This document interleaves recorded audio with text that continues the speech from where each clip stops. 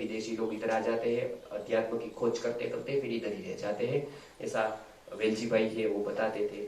आपको ये कथा भी सुनने जैसी है, कितना भारतवर्ष का महत्व है। एक उनके पास आए थे, क्या नाम है उनका? जेफ जेफ नेबेल आए थे।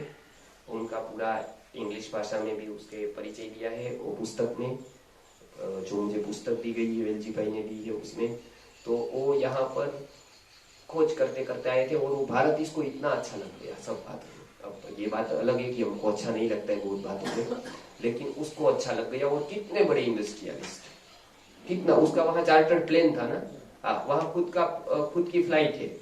हमको तो कभी कभी सौभाग्य मिलता है बैठने का, तो कोई प्रोग्राम करवाता है तो अब उतनी बड़ी भौतिक साधन संपदा, अपनी सब फ्लाइट, अपने सब स्टाफ, सब कुछ उधर। हाँ, तो वो सब वहां पर है। और इधर ही आ गए वेलजी भाई के यहाँ 3.5 महीने रुके थे ना, 3.5-4 महीने वहां पर रुके। वहां स्वदेशी के लोग आते रहते, जैसे राजीव भाई की वहीं रुकते थे। वहां वेलजी भाई है तो वहां लोग जो प्रचार करने आया तो वहां रुक गया। कोई भी संप्रदाय का व्यक्ति नया आया, नया कुछ करने को आया, कोई प्रचार करने को, तो वहां रुकने को देते हैं। अपना घर है, वहां पर भोजन की व्यवस्था करते हैं, नहीं है तो आने जाने की टिकट देते हैं उधर।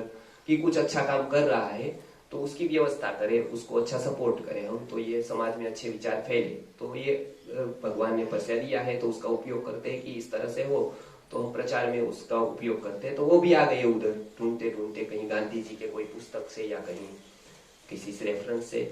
लेकिन उनको इतना अच्छा लगा कि वो वहीं रुक गए, 3-3.5 महीने वगैरह रुक गए। और अब उसको वहां जाना नहीं था अपने देश में। वो बोले कि मैं भारत छोड़कर जाऊंगा नहीं, लेकिन उसका तो इधर आपको पता है वीजा का प्रॉब्लम है, सब कुछ पासपोर्ट का प्रॉब्लम है, इधर उसका कार्ड नहीं है, ग्रीन कार्ड इत्यादि इत्यादि, जो भी कुछ आई कार्ड नहीं है।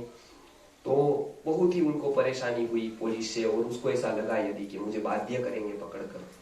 तो बहुत कुछ उन्होंने इधर देखा, इनकी जीवन व्यवस्था देखी, ऐसा बहुत कुछ मुझे बताया वेलजी भाई ने एक दिन कि ये सबसे वो बहुत प्रभावित रहे। इधर की वो संस्थाएं ढूंढते थे, कोई ऐसी संस्था हो, कोई आश्रम हो जहां पर मुझे भारत पता चले, कोई ज्ञान पता चले, कुछ ज्ञान हो ऐसा। तो अनेक जगह पर भारत में जाते रहते थे। लेकिन आपको इधर पता है आश्रम की कैसी व्यवस्था है, हरिद्वार, ऋषिकेश, वहां वो लोग विदेशियों को ढूंढते रहते हैं, ये लोग आश्रम को ढूंढते रहते हैं। वो लोग भी आए कि बेड़ा पार हो जाए हमारा, कोई एक सा आदमी मिल जाए हमको, तो पूरे के पूरा हम उसको निचोड़ दे, या तो फिर पैसे ही ले ले, या फिर उससे शादी ही कर दे, या फिर कोई और जुगाड़ कर दे। तो पूरा का पूरा वो लोग ये चक्कर में रहते हैं, अब उसको ज्ञान कौन दे। तो वो ऐसा ढूंढते थे। तो कोई उसको मिला, तो जी भाई ने पुस्तकें लिखी है बहुत सारी स्वदेशी के बारे में, या उसका चिंतन था तो उनको मिले, उनसे बहुत कुछ जाना, चर्चा हुई, अच्छे मित्र बन गए। तो लेकिन उनको एक प्यास थी कि कुछ अध्यात्म भी जाने, कुछ और करे। तो सीधा इधर से कहीं पर निकल गए, वो राजस्थान या कहीं हिमालय की ओर कहीं निकल गए। फिर उनको कोई मिल गया, कुछ मिल गया, उनको बहुत खराब अनुभव हुई यहाँ के। क्योंकि जहां पर भी जाते संतुष्टि नहीं होती, कुछ ज्ञान नहीं है, कुछ बातें नहीं, कुछ जो जानना चाहते हैं उसका संतोष नहीं है पर्याप्त। कुछ भी लोग बताते हैं, कुछ तिकड़मबाजी करने में ही लग जाते हैं, कुछ बहुत बड़ा व्यापारी करने लगते हैं। तो सब जगह गए लेकिन निराशा प्राप्त हुई। वो देखने लगते थे कि जो मैं करके आया हूँ इसके पीछे तो ये लोग भाग रहे हैं, अध्यात्म का तो कोई बोध नहीं उसको। तो निराश हो गए। अब भारत भी छोड़ना था, सब जगह निराशा हुई। तो उन्होंने पत्र लिखा ना, तो वो उन्होंने क्या किया पता है, भारत छोड़ना पड़े वो उसको सह्य नहीं हुआ, सहन नहीं हुआ कि इतना अच्छा देश है, इतना बहुत, इसको बुरी बातें भी 10-15 लगी होगी, लेकिन अच्छी बातें भी बहुत लगी। यहाँ की जीवन शैली, यहाँ का प्रेम, यहाँ का साथ में रहने का स्वभाव, यहाँ की सहजता। कि कोई व्यक्ति है वो सहज है, जो है वो बता देता है, इसमें आर्टिफिशियल स्माइल नहीं। आप गुस्से होंगे तो गुस्से दिखाई देंगे, वो गुण है। तो मुझे लगेगा कि नहीं, कोई कहीं ना कोई तकलीफ है आपको। वो वहां पर तो कुछ भी अंदर है, लेकिन ऐसे हंसते हैं जैसे हम फोटो निकालने जाते हैं तभी हमारा ऐसा स्माइल होता है कि वो आर्टिफिशियल है। तो उसको कुछ बातें अच्छी लगी, तो यहाँ रुकना चाहते थे। बहुत कुछ वो मन में ऐसा पता नहीं क्या उसने निश्चय कर लिया। लेकिन अब फिर यहाँ पर तो आपको पता है, तो एक कोई स्त्री थी, उसके साथ भी उन्होंने बहुत कुछ उसको संभाला। फिर दूसरा, तीसरा, फिर बहुत लोग इसको मिले ऐसे। लेकिन कहीं संतुष्टि नहीं हुई। कोई जो ज्ञान जानने को आते थे उसको कुछ वो पर्याप्त संतोष नहीं हुआ। यहाँ से बाध्यता कर दी कि आपको भारत छोड़ना होगा, यात्रा अधूरी है, कुछ जानने आए थे वो तो जाना नहीं है, अभी जो मिला है वो पर्याप्त नहीं है। तो उस तरह से वो निराश होने लगे। और एक दिन क्या हुआ, उन्होंने अपना सारा कुछ डिटेल लिखा। जैसे विदेशी लोग हैं वो डॉक्यूमेंटेशन में बहुत मानते हैं, तो लिख लेते हैं ये वैसा करो ऐसा। तो उसने सारी अपनी जो थी संपत्ति वगैरह होगी या फिर कुछ और व्यवस्था होगी तो सारी लिख ली। ये इसको इसको इसको जाए, इसको अपनी पुस्तक छपाने के बारे में भी लिख लिया था। और उसने जो पीए था उसका जो कोई संभालने वाला होगा उसको बता दिया कि वेलजी भाई को मेरे सुसाइड के बाद ही आप बताना, उसके पहले उसको फोन मत करना। तो फोन नहीं किया उनको, नहीं तो उसको लगता था कि मैं फोन करूंगा वो मुझे समझाएंगे, इधर ही आ जाएंगे और बचा लेंगे, और मैं जीना नहीं चाहता हूँ, कुछ होगा ऐसी घटनाएं। तो बाद में उन्होंने सुसाइड की। अब वो मर गए और वो पत्र लिख कर गए, वो पत्र है आज। और वो उन्होंने ये पुस्तक को छापने को कहा वेलजी भाई को कि मेरे जाने के बाद ये पुस्तक को छापना और ये सब आप और उनको भी बता कर गए कि कोई एक वेलजी भाई है, उनके पास इसके पुस्तक के राइट रहेंगे, उसी को छापना है और और किसी को भी नहीं छापना है। उनके घर में रुका हूँ, बहुत अनुभव अच्छा रहा है मेरा उनके साथ, बहुत कम मिले भारत में मुझे ऐसे लोग जैसे कि वो मिले मुझे।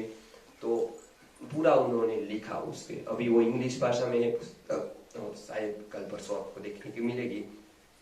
तो क्या भारत का वैभव है, ये ऐसा व्यक्ति जिसके पास कोई भौतिक संसाधन की कमी, जैसे हम जिसके पीछे पूरा भारत आज दौड़ रहा है 70-80%, उसके पास वो सब कुछ है और तो भी वो प्यास है कि मैं कुछ पाऊं मैं कुछ पाऊं। और एक ही भारत में आ गए और इधर आपको वो तो बताते थे कि इधर का जो भोजन था वो उसको ठीक नहीं लग रहा था, मतलब उनके प्रकृति के हिसाब से, तो भी वो चाहते थे कि मैं यही भोजन करूं, क्योंकि वो तो नॉनवेज खाते हैं तो इधर का तो उसको सूखा सूखा लगता है, तो भी वो वही चाहते थे कि मैं ऐसा ही आहार व्यवस्था बनाऊं, ऐसे ही नया नया जानूं। तो भारत माता ऐसा कह करो। अंत में भी वेलजी भाई ने बताया कि ये हमेशा ये बताते थे।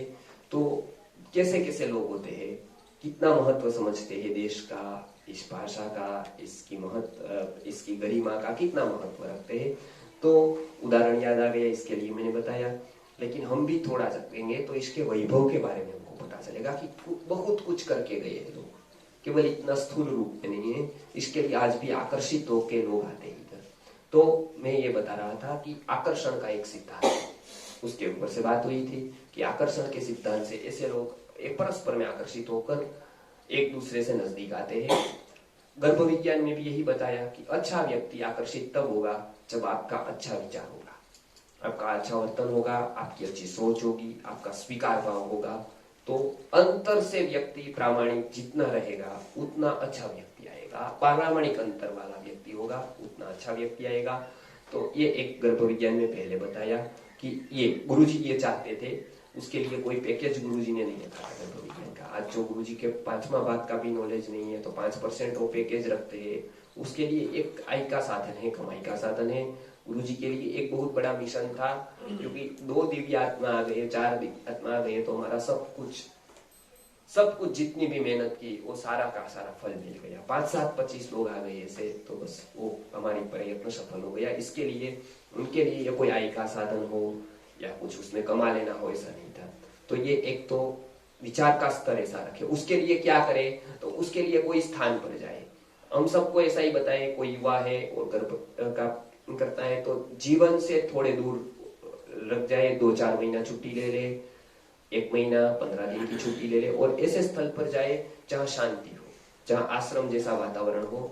जैसे राम ने भी सीता को वाल्मीकि के आश्रम में भेजा था, या संयोग था कि वो उधर पहुंच गए थे। ऐसे बहुत उदाहरण मिलते हैं कि लोग वहां पर जाते थे। तो शांति और अध्यात्म की आवश्यकता वहां बहुत होती है, तो अच्छा व्यक्ति की आता है। फिर बताया कि गर्भ के विज्ञान पर आहार बहुत कार्य करता है, बहुत ही कार्य करता है आहार। उसमें बताया गया है कि अधिक तीखे पदार्थ खाएंगे तो पित्त विकृत होगा। हम जैसे बाहर खाते हैं तो उसमें हमको लगता है कि वो आहार अच्छा है, या तो फिर उसमें प्रोटीन विटामिन वगैरह वगैरह होता है, लेकिन ऐसा नहीं है, वो विकृत आहार है। जैसे हम पानी पूरी बाहर खाते हैं, उसमें इमली का जो पानी होता है वो बासी पानी होता है, इमली भी कहीं की हल्की इमली होती है, उसमें भिगो कर ज्यादा देर तक रखते हैं, तो आयुर्वेद की प्रक्रिया में एक एसिड तैयार होता है जो शरीर को खूब नुकसान करता है, एक प्रकार का विष बन जाता है। वो हमको तो लगता है उसमें क्या हो गया, पानी पूरी खाई उसमें, लेकिन पानी हुआ वो बहुत दूषित हुआ, क्योंकि ज्यादातर जो पित्त को बढ़ाना है वो विकृत पानी बढ़ाता है, एसिडिक हो जाता है वो तुरंत, और वो बहुत सारे रोगों को जन्म देता है। तो बाहर का सारी आइटम यदि त्याग करनी है तो सारी करो, नहीं तो कम से कम पानी वाली त्याग दो। कोई भी आइटम में पानी है तब तो उसको बहुत ध्यान रखना है उसको खाने में, क्योंकि बहुत सारे आयुर्वेद की दृष्टि से उसमें पित्त विकार आ जाएंगे, क्योंकि पानी का बहुत आयुर्वेद ने सोच समझ कर बताया है कि पानी, इसके लिए देखना पानी वाली वस्तु जल्दी बिगड़ जाएगी, बिना पानी की नहीं बिगड़ेगी। तो पानी में जो प्रक्रिया है जो रूपांतरण की वो सबसे ज्यादा है, इसके लिए बाहर का सब छोड़ना है। नहीं छोड़ो तो गुरु जी कहते थे कम से कम पानी वाले पदार्थ सारे छोड़ दो, बाहर के कोई भी पानी वाले पदार्थ नहीं खाएंगे, तो दूषित प्रक्रिया से होता है। फिर अधिक तीखे खट्टे ऐसे पदार्थ कम से कम 1 साल तक छोड़ते हैं। आयुर्वेद में ये सब बहुत सूक्ष्म गणित है, क्योंकि आज खाया ना उसका परिणाम 28 या 40 दिन तक रहेगा। उत्तरोत्तर धातु, एक एक धातु 6-6 दिन पर बनेगी, ऐसी 7 धातु की प्रक्रिया आप गिनो तो 49 डेज होंगे। 7-7 धातु, उसके हर एक के 7 दिन या 6 दिन, 6.5 दिन, मतलब 7 दिन गिनो तो 7 दिन एक एक धातु के निर्माण के। तो एक एक धातु का निर्माण क्रमशः, जैसे हम फैक्ट्री में करते हैं ना, साइकिल चलती रहती है, आज ये प्रोडक्शन है, कल वो प्रोडक्शन है, कल तीसरा है, कल चौथा बनाना है, तो साइकिल चलती है। इस तरह के धातु निर्माण की साइकिल शरीर में चलती रहती है। आज के रस का कल रक्त बनेगा, वो रक्त की मांस, मज्जा, अस्थि, उसके बाद में शुक्र, इस तरह से प्रक्रिया पूरी चलती रहेगी। मेद बनेगा, वो पूरी प्रक्रिया चलती रहेगी। वो होती है धात्वग्नि से। जैसे आपने एक मशीन में डाला, उससे तैयार हो गया, फिर दूसरे मशीन में, फिर वहां से पैकिंग हो गया, फिर तीसरे मशीन में और दुगना पैकिंग हो गया। उसी तरह से धातु की प्रक्रिया होती है, उसका नाम दिया है आयुर्वेद ने धात्वग्नि। क्या नाम दिया है? धात्वग्नि। अभी हम देखते हैं कि सारे हमको जो रोग होते हैं ना, वो ये धात्वग्नि की वजह से होते हैं कि धात्वग्नि हमारी मंद है या ठीक नहीं है। तो रस, रक्त, मांस, मेद, मज्जा, अस्थि, शुक्र, तो ये जो 7 धातु आयुर्वेद ने बताई है, उसकी एक एक एक एक अग्नि है। रसाग्नि है, रक्ताग्नि है, मेदाग्नि है, मज्जाग्नि है, अस्थि अग्नि है, शुक्राग्नि है, ऐसी 7 अग्नि है। वो क्या काम करती है? उत्तर धातु का निर्माण करती है, उत्तरोत्तर धातु का निर्माण करती जाती है। रसाग्नि है, वो रस को, जैसे कि आप गन्ने का रस लोगे, क्या होगा उसमें? आपने कभी किया है गुड़, तो ये अग्नि देंगे, अग्नि देंगे, अग्नि देंगे, अग्नि देंगे, उसका कलर बदलते जाएगा। आपको पता है ना, वो रेड कलर हो जाएगा। वो रेड तो होता नहीं, गन्ने का सफेद होता है, लेकिन वो कलर बदलते जाएगा। आयुर्वेद में बताया है, अच्छा उदाहरण दिया कि रस है वो आप जानो गन्ने का रस है, रस की तरह है। अब क्या होगा? एक रसाग्नि है, वो क्या करती है? 2 भाग कर देती है उसका, जैसे कि इसमें हो जाता है गुड़ बनाने में। तो क्या होता है कि उसमें एक भाग है वो सार भाग, एक भाग कीट भाग, मल भाग जिसको कहते हैं। वो दोनों को अलग करके जो सार भाग है उसको आगे ले जाते हैं, उसके ऊपर प्रक्रिया करते हैं। तो सार भाग है वो जैसे लाल हो जाता है, ऐसे रस से ही रक्त कैसा हो जाता है? लाल हो जाता है। वो अग्नि प्रक्रिया जैसे बाहर की है, ऐसे अंदर की है। इसके लिए उसमें यदि हानि हुई तो अलग अलग रोग होंगे। जैसे जिसका रस की विकृति है उसको अलग प्रकार के डिसीज होंगे, रक्त की विकृति के कारण अलग होंगे, मांस की विकृति के कारण अलग होंगे, मज्जा की विकृति के कारण अलग होंगे, अस्थि की। तो आयुर्वेद में वो सूक्ष्मता से देखा जाता है। वो 7 धातुएं गर्भ के काल से ही होगी भारत में। ऐसा नहीं है एक एक धातु बनेगी उसमें कि चलो अब आगे जाकर अभी अस्थि बनेंगे धीरे धीरे, फिर मांस बनेगा, ऐसा नहीं है। एक ही साथ 7 धातु रहेगी, तो 7 धातु का निर्माण वहीं से चालू होगा। तो आयुर्वेद में बताइए गर्भ के काल की ही प्रोसेस है। इसके लिए इसमें ध्यान रखना आवश्यक है, 1 साल पहले ब्रह्मचर्य का पालन हो तो सक्षम शरीर अच्छा रहेगा, स्वस्थ रहेगा। ब्रह्मचर्य का बहुत महत्व बताया, क्योंकि जहां तक ब्रह्मचर्य नहीं है वहां तक वीर्य के इतनी, शुक्र की क्षमता नहीं रहेगी उतनी अच्छी, रज की भी क्षमता नहीं रहेगी। इसके लिए उसका आवश्यक है बिंदु को धारण करना। इसके लिए ब्रह्मचर्य का महत्व बताया 1 साल तक या 6 महीने तक, दोनों पक्ष है, 6 महीना या 1 साल। उसके बाद पूरा प्लानिंग करके हम जो युवाओं को बताते हैं वो ये है कि बाद में ही आप नहीं करके बाद में नक्षत्र, तिथि और पक्ष ये सब का विचार आयुर्वेद में दिया गया है। मास तिथि, मास तिथि, नक्षत्र, वार, ये सब अभी कल हम लेंगे इसके ऊपर से, ताकि किसी को भी अपना काउंसलिंग करना है, किसी को बताना है तो बता सकते हैं ये, क्योंकि ये बहुत कुछ हमने ग्रंथ देखकर इसमें से लिया है।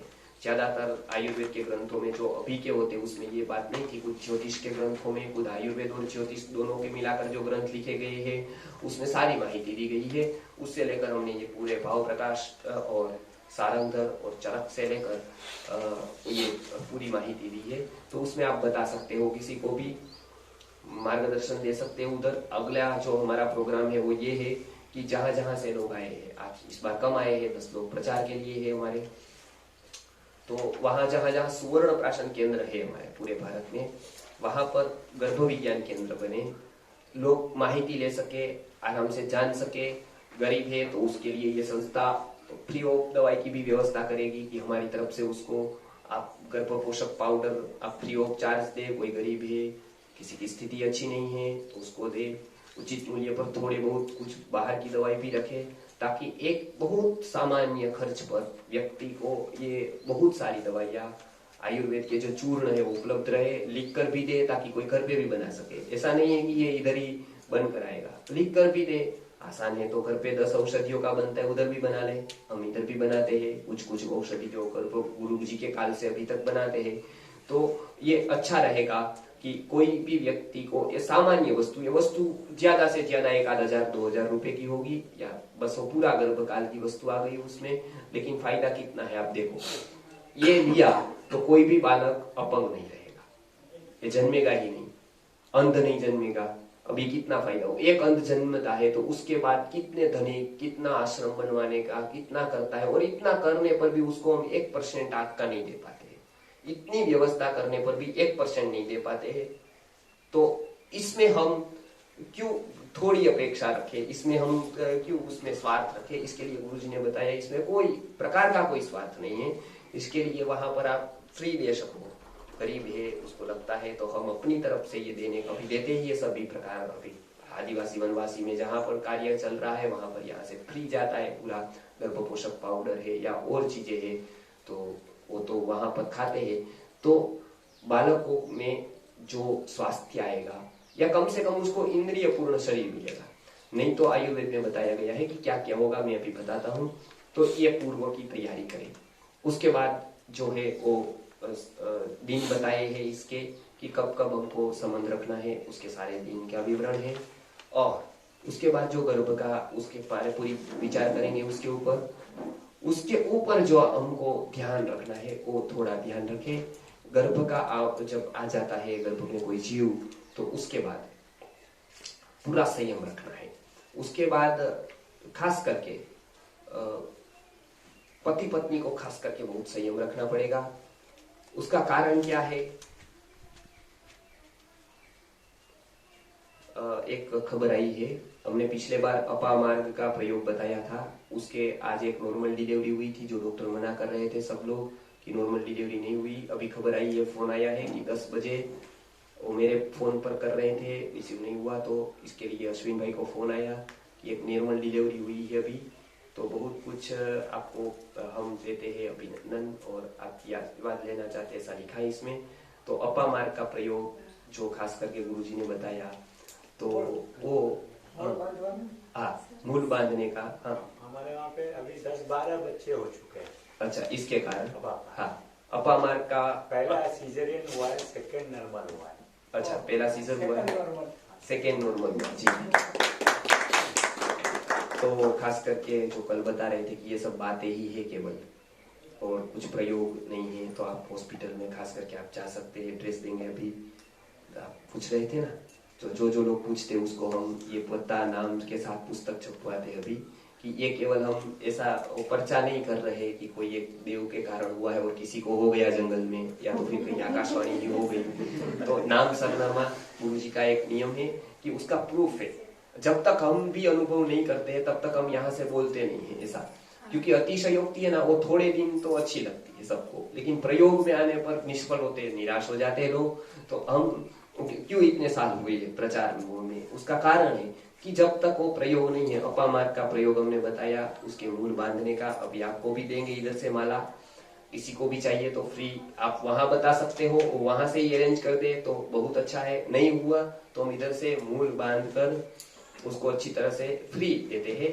इसका कोई पैसा नहीं है, क्योंकि हमको कोई पैसा चुकाना नहीं पड़ता है, मेहनत करनी पड़ती है, वो तो बच्चे कर देते हैं, दूसरी बहनें कर देती है, वो इधर से भिजवा देते हैं, तो बहुत अच्छा होगा। एक ये यदि गर्भ विज्ञान के ऊपर, क्योंकि आज मैंने देखा है इसके ऊपर बहुत लोगों को कोई कुछ पता नहीं है, तो वो लोग मानते हैं कि डॉक्टर को सब कुछ पता है, तो डॉक्टर जो भी कहता है वो सही है। डॉक्टर अपने आप में बहुत नीचे गिर गया है आज, अपनी जो गरिमा है वो डॉक्टर ने खुद ने गवाई है, कोई और कारण नहीं है, डॉक्टर खुद कारण है, डॉक्टर की गरिमा गवाने का वैद्य खुद कारण है, उसकी गरिमा उसने गवा दी, वो विश्वसनीय नहीं रहा है। पहला एक था कि जैसे गुरुजी बताते थे कि भीष्म पितामह को या फिर द्रोणाचार्य को विश्वास था कि युधिष्ठिर सामने है, बराबर है, युधिष्ठिर सामने पक्ष में है, तो भी युधिष्ठिर स्वार्थ के कारण कभी झूठ नहीं बोलेंगे, स्वार्थ के कारण कभी गलत नहीं बोलेंगे। तो अश्वत्थामा आता है, ऐसा जब खबर आई तब देखिए उसका क्या था, सामने के पक्ष पर युधिष्ठिर है, तो उसने क्या पूछा कि युधिष्ठिर बताते हैं क्या ऐसा, उसको पता था राज्य दांव पर लग जाएगा, लगा देंगे, पूरी पृथ्वी दांव पर लग जाएगी, लगा देंगे, युधिष्ठिर कभी भी स्वार्थ के कारण गलत नहीं बोलेंगे।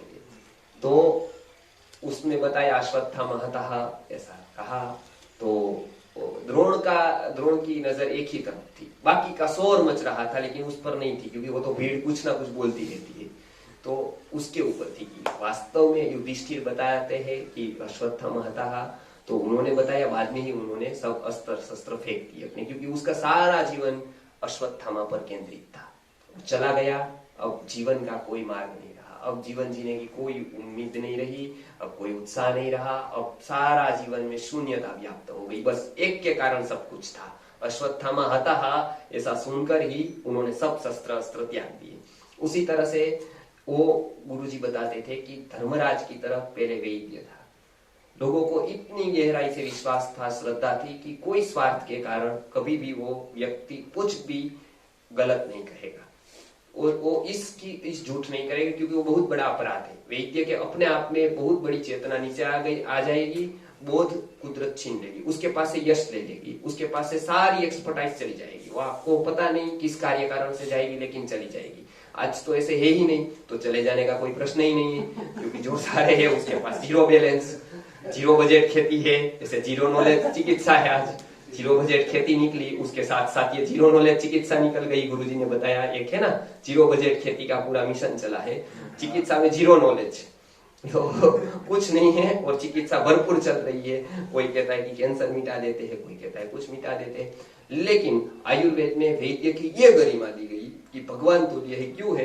क्योंकि स्वार्थ के कारण किसी की भी हानि वो नहीं करेगा, और जो है वो बता देगा कि ऐसी। तो आज जो बहुत गंभीर परिस्थिति हो ये है कि अभी किसी के पास भी विश्वास करने लायक कोई डॉक्टर कम से कम बचे हैं, उससे हम मेल नहीं है, नहीं ऐसा हम नहीं बताते, है जरूर है, आज एलोपैथी में भी बहुत अच्छे डॉक्टर हैं, लेकिन उसके साथ हमारा मेल नहीं, मतलब हम मिल नहीं पाते, क्योंकि इतने हजारों में से एक को निकालना है ढूंढ कर।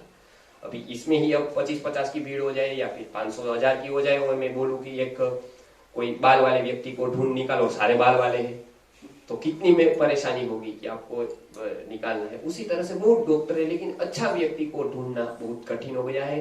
तो खास करके ये सिचुएशन का लाभ वो स्वार्थ के लिए लेते हैं, तो वो तो एक गलत है ही।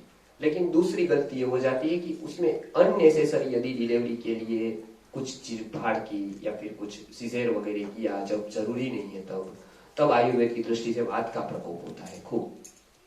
तो वो वात का प्रकोप होने से बहुत ही हानि बाद में स्त्री को भुगतनी पड़ती है, खास करके उसके बाद जब उसका पीरियड्स का टाइम आता है तब, और उसके बाद जब बहुत रोग हो जाते हैं उसको मेनोपॉज की अवस्था में, तब पूरा जीवन उसके बाद उसका स्वास्थ्य दांव पर लग जाता है। जबकि बहुत वो एक हमारे समाज का बहुत बड़ा दूषण है कि वो बिन अननेसेसरी सर्जरी, वो पैसा ले लेता है, कोई दोष नहीं, पैसा तो हम कमा लेंगे कहीं से भी, वो तो 25-50 हजार का सवाल होता है, लेकिन उसके लिए जो शरीर में हानि होती है वो कभी हम नहीं चुका पाते हैं। इसके लिए हमारा ये मिशन है कि कम से कम ऑपरेशन का भोग न बनना पड़े और प्रसूता अवस्था के नॉर्मल प्रसूति हो, जैसे कि पशुओं की होती है। पशुओं की आपने देखी है, क्योंकि वो मेडिकल साइंस का विषय नहीं है, वो होम साइंस का सब्जेक्ट है।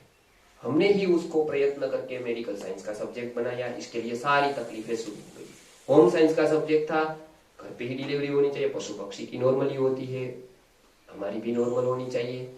क्यों ऐसा होता है? क्योंकि हमारा आहार विहार या तो ठीक नहीं है या तो प्रक्रिया ठीक नहीं है। तो अपामार्ग का बहुत अच्छा प्रयोग है, ऐसे प्रयोग गुरुजी ने बहुत कुछ दिए हैं, इसके लिए जीवन हमने वहां केंद्रित कर दिया है। गुरुजी ने जो जो प्रयोग दिए हैं वो हमको चाहे कुछ, इसमें तो हमारा कुछ स्वार्थ ही नहीं है, इसको हम फैलाएंगे। और जो गुरुजी का जो आशय था कि पूरे भारत को स्वस्थ करना, या तो जो सज्जन लोग हैं, श्रद्धा रखने वाले हैं, उनको कम से कम एक ऑप्शन ऐसा मिले, एक संस्था ऐसी मिले कि जिसके ऊपर वो ट्रस्ट कर सके। इसके लिए उनकी 49 साल का तप और ये सब बनाया। इसके लिए आप ऐसा मत मानना कि हम थोड़े बहुत पैसे के लिए आपके साथ जोदारी करेंगे, क्योंकि हम बहुत कुछ दाव पर लगा रहे हैं, इतना दाव पर हमारा लग जाएगा। तो और ऐसी करनी है तो आप तो बहुत छोटे लोग हैं, हमारे पास तो बहुत बड़े बड़े लोग आते हैं ट्रीटमेंट कराने के लिए। कुछ ऐसा वैसा कर दे, या तो फिर कुछ ले ही ले, या तो फिर कुछ कंडीशन ही रख दे, तो बहुत कुछ कमा सकते हैं। लेकिन वो हम जानते हैं कि वो थोड़ा स्वार्थ है, उससे कुछ मिलने वाला नहीं है। थोड़ा बहुत 1-2 बंगले बन जाएंगे, उससे कुछ होगा नहीं। जो अंतर्बोध है और अंतर का संतोष है, आनंद है, वो कभी प्राप्त नहीं होगा जो भी व्यक्ति ऐसा कर रहा है। तो समाज की सबसे बड़ी आज जो सेवा है वो ये है कि स्वास्थ्य का ज्ञान पहुंचाओ, क्योंकि अभी समाज में जो भी भ्रष्टाचार सबसे ज्यादा है वो स्वास्थ्य के क्षेत्र में। कोई भी व्यक्ति आज अज्ञानी है, जो भी कुछ बात करता हो बड़ी बड़ी अध्यात्म की, उसको स्वास्थ्य का कोई पता नहीं है। अध्यात्म का तो बहुत आगे बात है, स्वास्थ्य का तो बिल्कुल पता नहीं है। और आयुर्वेद में बताया, जब तक आप एक सीढ़ी शरीर की स्वास्थ्य की नहीं चढ़ते हो, उस पर कोई आपको पता ही नहीं है, तब तक आप कोई अध्यात्म का काम, कोई अध्यात्म का जागरण नहीं कर सकते हो। क्योंकि शरीर से वो शुरू होती है यात्रा। जब तक आपको शरीर पता नहीं है तो मन कैसे रहेगा? मन जब तक नहीं है तब तो आपका कोई अध्यात्म, कोई कुछ आपका विकास नहीं है। तो ये फैलाना खूब जरूरी है। और ये संस्था ऐसे हजारों प्रयोग, गुरुजी ने, ये तो अपामार्ग का एक है, ऐसे हजारों प्रयोग बताए हैं कि ये यदि करने लगे ना तो हॉस्पिटल की कोई जरूरत नहीं रहेगी। इतने बड़े बांधकाम, इतनी बड़ी इंफ्रास्ट्रक्चर, इतना बड़ा स्टाफ, कोई जरूरत नहीं। आसानी से एक व्यक्ति कार्यकर्ता कर देगा, आसानी से। और आप जानते हैं कि कोई यूनिवर्सिटी ने आज ऐसा कोई प्रयोग बताया हो? भारत में इतनी सारी फंडिंग हुई है यूनिवर्सिटी, आयुर्वेद यूनिवर्सिटी बना के लिए। आज भी आयुष मंत्रालय काम कर रहा है। रिकॉर्ड है कि गुरुजी ने कोई भी प्रकार की सरकार की सहायता के बिना, एक भी रुपए लिए बिना, इतने समाज में तैयार किए, इतने प्रयोग फैलाए हैं।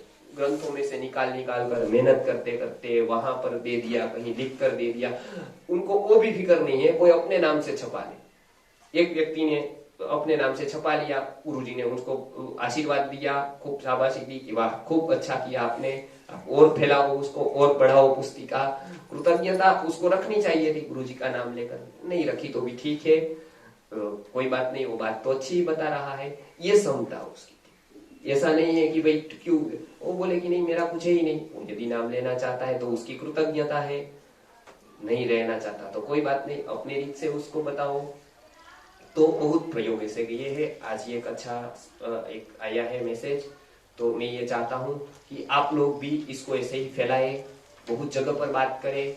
बहुत सारे प्रयोग हम तत्पर है अभी फैलाने के लिए, बहुत सारे। ये सब जो आपने नीचे के जो बताए, जो अभी भरे हैं, वो सारे गुरुजी के लेखन और बोले हुए ग्रंथों में से मैंने हस्तलेखन में लिखा है, वो सारे इसके भरे हैं। नीचे के कपाट है, इधर भी नीचे के आप खोल सकते हो, उसको खोलो जी आप। हाँ, वो आपको आसानी होगी खोलने में। हाँ, आप देखो, हाँ देख लो खोल कर। हाँ, अब देखो ये इसकी लाइन देखो आप, नीचे की, ये इस साइड की आपके राइट हैंड साइड की, हाँ वो निकालो जी। हाँ, अब देख सकते हैं आप उसको, मुझे याद आ गया तो मैं कहता हूँ। हाँ, ये सारे स्पाइरल होंगे, सारे कुछ ना कुछ होंगे उसमें, सारे देखिए, है ना। अब रख दीजिए अभी तो आप। ये सारे स्पाइरल बाइंडिंग में हमारा जो डेटा है वो हस्तलिखित में रख दीजिए। हाँ, कहीं ना कहीं स्पाइरल में है, कहीं ना कहीं टाइप किया हुआ है, कहीं ना कुछ है, कहीं कुछ है। तो सारे ऐसे डेटा है, वो गुरुजी ने सारे प्रयोग ऐसे बताए हैं जो बहुत उपयोगी होगा जीवन में, हम उसका उपयोग करेंगे। ये अच्छी खबर आई है। ऐसे बहुत सारे बीमार बच्चों के भी आती है, ऐसे हमको अच्छा लगता है। गुरुजी के कारण कितने जीव बच रहे हैं आज। कितने बच्चे हॉस्पिटल में होते और खबर आती है कि आपका ऑपरेशन किया, आपका वो किया, डॉक्टर मना कर रहे थे, कुछ उपाय ही नहीं है, आपने इधर से कुछ भेजा, कुछ चूर्ण ही भेज दिया, उसका कोई पैसा नहीं लेते हैं। कोई इमरजेंसी में होता है सीधा इधर पैकेट मंगवा लेता है। किसी को दूध नहीं आ रहा है, दूध का पाउडर गुरुजी ने बताया, कोई पैसा नहीं, उसको सीधा भेज देते हॉस्पिटल में, तो दूध आने लगता है। अब इंजेक्शन का कोर्स बताया था, 14 इंजेक्शन का, 16 इंजेक्शन का, वो नहीं लेना पड़ता है। तो एक ये है कि हम ऐसा कार्य कर रहे हैं, तो आप भी वहां पर ऐसे छोटे कार्य की शुरुआत करो। उसके लिए कोई डिग्री की आवश्यकता ही नहीं है, ये एक सेवा का काम है, आप कुछ उसका पे नहीं है, वो वास्तव में तो सरकार का काम है। प्रजानाम आरोग्यात् दानात् रक्षणात् भरणात् चैव, ऐसा बहुत कुछ बताया है। रघुवंश में भी बताया है कालिदास ने कि प्रजा का शिक्षण देने का कार्य, स्वास्थ्य का कार्य राजा का है। आज वो नहीं कर रहे हैं तो क्या करें, तो हमारे जैसे लोगों को ही करना चाहिए, प्रजा को ही करना चाहिए। तो हम कुछ जानते हैं तो फैलाते हैं, कम से कम लोगों को लगेगा कि कहीं ना कहीं तो सत्य है, कहीं तो कोई सच्चा अच्छा काम कर रहा है। सब कोई तो स्वार्थ के लिए नहीं करते हैं, कोई उससे ऊपर उठकर भी कोई कार्य कर रहा है। तो ऐसे बहुत सारे प्रयोग हम बताते जाएंगे। अब गर्भ विज्ञान की बात है, और जहां जहां मैं आज बताता हूँ, मेरे पास शायद 5,500 लोगों का अब तक के मैं संपर्क में आया हूँ, मेरे डेटा है। 5,500 बच्चे मैंने देखे हैं। चंद्राचार्य गुरुकुल में 200 या 150-200 पढ़ रहे हैं। उसके माता पिता, मैंने जो जो गुरुकुल में सेवाएं दी, उसके माता पिता के संपर्क में आए। सभी बच्चों का जन्म, उसमें बहुत सारे बच्चों का जन्म तो नॉर्मल हुआ है, नॉर्मल डिलीवरी, और कोई भी वैक्सीन की जरूरत नहीं रही। तो हम तो ये खुला बताते हैं कि इतने सारे बच्चे हैं, उसको वैक्सीनेशन की जरूरत नहीं रही है, ऐसे ही वो, और आज स्वस्थ ही है वो सब लोग। तो बहुत सारी बातें हैं जो हम डर कर या तो वो साइंस को बिना समझे ही उसका प्रयोग कर लेते हैं। तो ये एक बताया कि गर्भावस्था में पूरी तरह हम ध्यान रखेंगे, तो उसके 9 महीने की चर्या आयुर्वेद में बताइए, शायद ही कोई सूक्ष्म विज्ञान इतना बता पाया है। तो 1, 2, 3, 4, 5, 6, 7, 8, 9 ऐसे 9 महीने की अलग अलग चर्या बताई है। पहले प्रथम महीने में क्या करना है। अब आप एक सोचो कि सोनोग्राफी नहीं थी, तब उन्होंने ये बता दिया कि ये महीने में ये अंग आएगा, ये महीने में ये अंग आएगा। सबसे बड़ी बात ये है कि तीसरे महीने में लिंग अभिव्यक्ति होगी। जो जेंडर है वो तीसरे महीने में निश्चित होता है, गर्भ के पहले महीने से नहीं निश्चित होता है। अब आयुर्वेद का ये यूनिक पॉइंट है। जब आपको मैं एक उदाहरण बता दूं, थोड़ी बाद में ब्रेक देंगे, वो फिर हम गर्भ विज्ञान आहार औषध के ऊपर ही कार्यक्रम है। यहाँ पर एबोर्शन होते थे बहुत, खास करके एक गोंडल के डॉक्टर थे, वो एक दिन के 50 एबोर्शन करते थे। अब ये डॉक्टर है कि राक्षस है हमको पता नहीं। अब वो लोग भी ऐसे है कि सोनोग्राफी के साधन आया तो उसका इतना मिसयूज किया लोगों ने कि इसको परीक्षण किया, जानने में आया लड़की है तो उसको निकाल दिया। आज हम बात तो बहुत बड़ी बड़ी करते हैं, लेकिन शिक्षण में भी बहुत सारे पाठ्यक्रम में आ गया है, लड़का लड़की समान है, लेकिन उसकी सोच में गहरे तल पर ये बदल करना बहुत कठिन होता है। कोई भी वस्तु बोलना बहुत आसान है, समाज बोलने लगता है कुछ भी बात, कोई भी एक स्लोगन आ गया, भरपूर प्रचार करते हैं, अंतरतम गहराई में तो वो बदल नहीं आता है। आदमी को बदलना इतना सरल होता तब तो इतने पंचकोश का, इतने गुरुकुल की कोई आवश्यकता नहीं थी। सिर्फ पेपर बंटवा देते सब जगह पर, एक आध प्रवचन भी रख देते तो बदल हो जाता लोगों में। ये आसान नहीं है, लाखों लोग बदल गए, आसान नहीं है। गहरे तल पर वो बदले नहीं है, कुछ ऊपर ऊपर का बदलाव है। थोड़ी देर झोंका गया, थोड़ा पवन भी आ गया, थोड़ा वायु बह गया, थोड़ा पानी बह गया, पूरा फिर से वही कलर, फिर से वही मस्ती, फिर से वही झुकाव, फिर से वही जीवन। तो एक व्यक्ति, और वो कोई संप्रदाय में फिर मानता था, वो फिर बताता था अपने आप को कि मैं भगवान का काम कर रहा हूँ, 2 घंटे दे रहा हूँ भगवान को, एबॉर्शन में कोई पाप नहीं है, ऐसा ही तो मेरा धंधा है, मेरा पाप का धंधा है, बाप का धंधा है, पाप का नहीं है, ऐसा स्लोगन देता था वो। जैसे कि विधाता ने ही उसको निर्णय कर दिया कि आप मार सकते हो, मैं बैठा हूँ, आप उसका निकले हो, मुझे पहुंचाते जाओ। तो ऐसी ऐसी बातें वो पटांग बताता था कोई संप्रदाय की, ये मेरा बाप का धंधा है, पाप का नहीं है ऐसा। तो ये तो चरक से भी आगे निकल गया। तो हमने कि वो बहुत आश्चर्य है। तो फिर हमने बताया कि आप ये बंद करो, बहुत पाप का काम है, और ये हमने सुना है कि आप ऐसा काम कर रहे हो। तो उसको तो कोई पड़ी नहीं थी। अब हम इधर विचार में पड़ गए कि क्या करें। अधिकारी को बताते, उसको बताते, हमारे पास तो वो सब कुछ था, लेकिन एक दिन ऐसा हुआ कि वो थमा नहीं, और हमने एक दिन उसके हॉस्पिटल में जो करते हैं तो हमने परमिशन ली और उसके हॉस्पिटल में गए, उनके थ्रू बिना बताए उसका एक आदमी को फोड़ा, क्योंकि ये नीति है कि जो कोई गलत कर रहा है समाज में तो उसको रोकना भी चाणक्य ने बताया है, वो भी एक दायित्व आता है। ऐसा नहीं है कि हम बिल्कुल इधर बैठ जाए और भगवान भला कर देंगे, सब कुछ चला लेंगे और जो भी होगा वो देख लेगा, ऐसा नहीं है। वो जहाँ पर रक्षण की आवश्यकता है और जो कुछ कर सकते थे, तो एक व्यक्ति जो यहाँ का काम करने जा रहा है वो भी बता रहा था, प्रवचन में आता था, बोलता था ये पाप का धंधा मैं कर रहा हूँ, लेकिन मैं तो नौकरी कर रहा हूँ, मैं क्या करूँ। मुझसे ही वो डलवाते हैं कचरे में उसका, और मेरे तो ध्रुज जाता हूँ, मेरे तो कंपारी हो जाती है कि मैं ये क्या कर रहा हूँ, मैं क्यों नौकरी कर रहा हूँ। तो हमने तो उसको बता दिया आप इधर आ जाना, आपको इतना पाप से भय है, आपके जैसे लोगों की इधर खूब जरूरत है, आपको हम इधर कहीं रखवा देंगे, हमारे ही प्रकल्प में कहीं रखवा देंगे। उनको तो बहुत लोगों की आवश्यकता है जो ऐसा मानते हैं, ऐसी विचारधारा वाले हो। तो हमने अंत में बताया उसको आप एक काम कर ना, हम फोटोग्राफी करेंगे। फोटोग्राफी की हमने उसकी, फोर कलर फोटोग्राफी की कि कैसे कैसे होता है, ताकि वो भी व्यक्ति को मैं तो उसमें वो फोटोग्राफी करते वक्त मुझे बहुत कठिनाई हुई, मैं भी कंपन करने लगा कि ये कैसे हम देख नहीं पाते हैं, वो कैसे कर देते हैं लोग। फिर वो अपने आप को बहुत बड़ा आध्यात्मिक मान रहा है, भगवान का दूत मान रहा है, ये व्यक्ति ऐसा कैसे कर सकता है। लेकिन ये स्वीकार करने की बात है, विपरीतता को स्वीकार करना होगा। उसको भी स्वीकार किया। गीता प्रेस गोरखपुर को मैं एक पुस्तक निकाली, मुझे बचाओ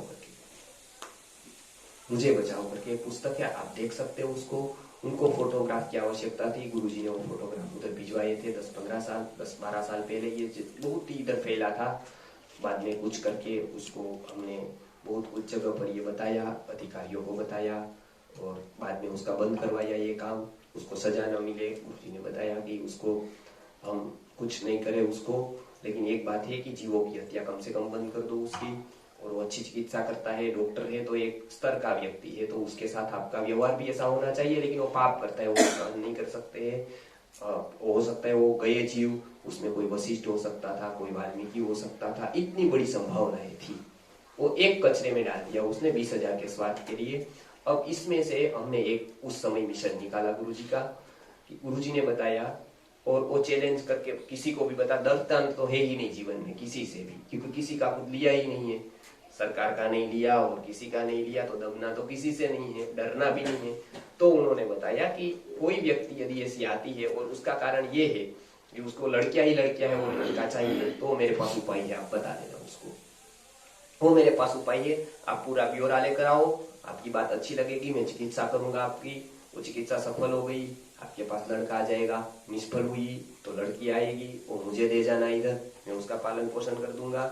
आप फ्री, आप 9 महीने उसको गर्भ में रखो, उतना उसका अधिकार बनता है। आप सेवर फीडिंग कराकर इधर भेज देना, मेरे पास धात्री की भी व्यवस्था है, वो धात्री के मैं स्तनपान करा दूंगा, या उसकी दूध की भी व्यवस्था है, सारी कुछ व्यवस्था इधर है, इधर आप देना। मैं इतना गरीब नहीं हूँ कि भारतवर्ष में ऐसे बालक आए और मर जाए, तो इतना गरीब तो भारत नहीं है। और मेरे पास ऐसे लोग भी है जिसको मैं बता दूंगा मेरे पास पैसे नहीं हो तो मैं फोन कर दूंगा, एक तो लोग तो आज ऐसे है ही, दे जाएंगे मुझे पैसे, तो मैं उनको मरने नहीं दूंगा, मेरे जीते जी।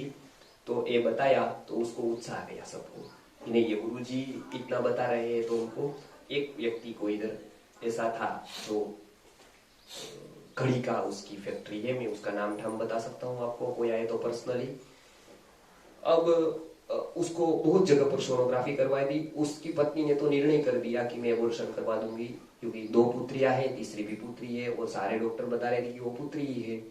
मैं एक रिलेटिव के यहाँ बताया, उसको कोई स्वार्थ नहीं था, उसने भी बताया पुत्री है, तो एबॉर्शन करवा दो। तो गुरुजी की आंख में तो आंसू आ गए कि क्या बात कर रहे हैं आप।